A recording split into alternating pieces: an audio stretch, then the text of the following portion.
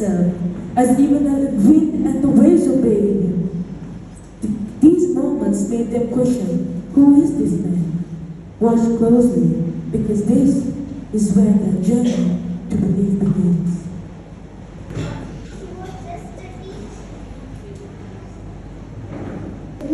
He said he would suffer.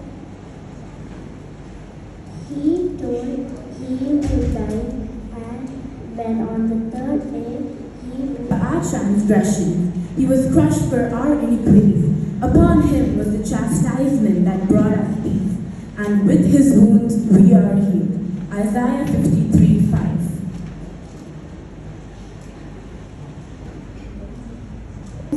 For us now,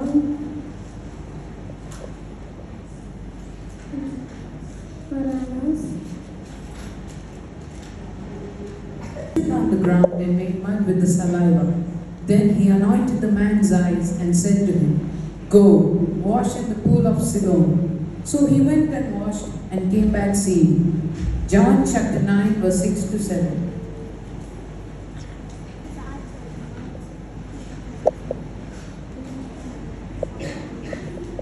In the past, we were seasoned fishermen, and even we were terrified.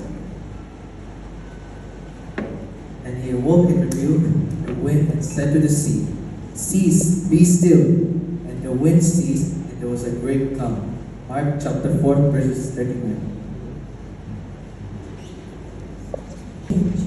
The one who healed, who taught, and who showed great power, now faces suffering. In these next moments, you will see three important events.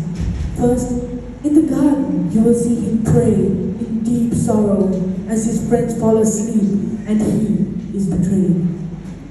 Then you will stand at the cross where he gives his life, and every I told him I never leave. I promised I was ready to die with him.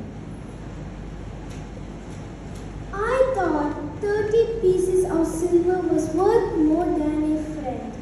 And going a little farther, he fell on his face and prayed, saying, My Father, if it be possible, let this cup pass from me. Nevertheless, not as I will, but as you will. Matthew 26:39.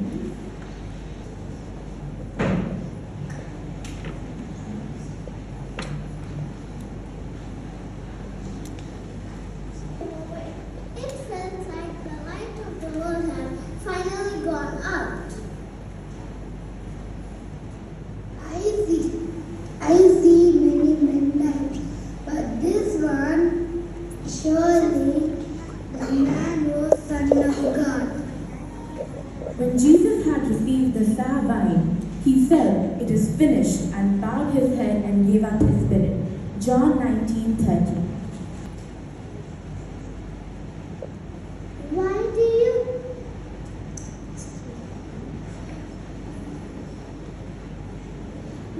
do you look for the living among the dead? He's not here. But the angel said to the woman, Do not be afraid, for I know that you seek Jesus who was crucified. He is not here, for he has risen as he said. Matthew chapter 28 verse 5 to 6. But even after the resurrection, not everyone found it easy to believe. In these next moments, you will see three powerful events. First, you will witness a disciple who doubted, a man who needed to see with his own eyes before he could believe. I said I wouldn't believe it unless I saw the marks myself. I needed to know it was really him. John chapter 20 verse 27 to 28. Then he said to Thomas, Put your finger here and see my hands, and put out your hand and place it in my side. Do not disbelieve but believe. Thomas answered him, My Lord and my God. Jesus Christ to leave us, he rose to send us. And Jesus came and said to them, All authority in heaven and earth has been given to me.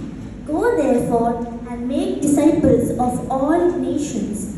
And behold, I am you to the end of the age. Matthew 28:18 and 20. They heard his words. They watched him suffer. They saw him die. And then they saw him alive. This was not just a story that they were told. This was truth they witnessed. Jesus is not in the grave. He is risen. And because he lives, there is hope for the hopeless, peace for the broken, a new life for all who believe. This story did not end 2,000 years ago. It is still alive today. And now it is our story to share. So we will not be silent. We will celebrate.